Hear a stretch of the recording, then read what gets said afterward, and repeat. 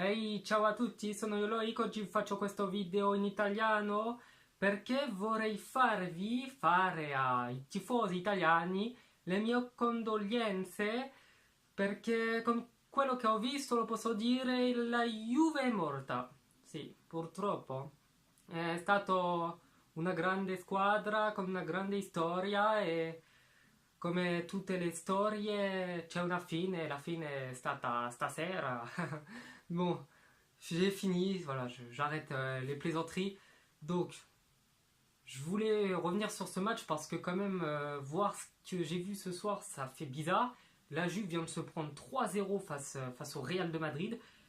En soi que le Real de Madrid mette des 3-0 en Ligue des Champions, ça me choque pas, ça me choque plus.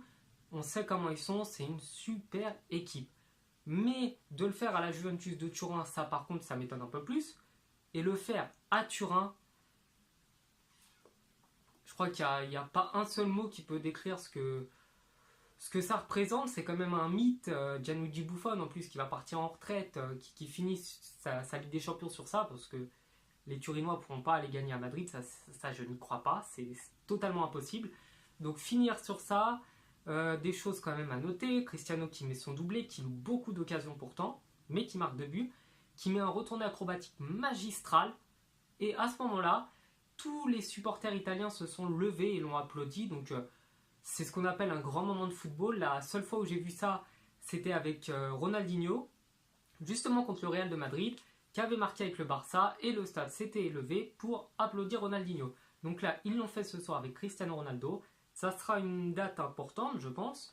Et ce qu'on peut retenir, parce que je vais quand même pas faire un débrief de 100 millions là-dessus, c'est que clairement Cristiano, pour moi, c'est le meilleur joueur du monde, déjà d'une. Que le Real de Madrid va être champion d'Europe, ça j'en suis quasiment sûr. Je vois pas quelle équipe en Europe peut leur mettre la misère.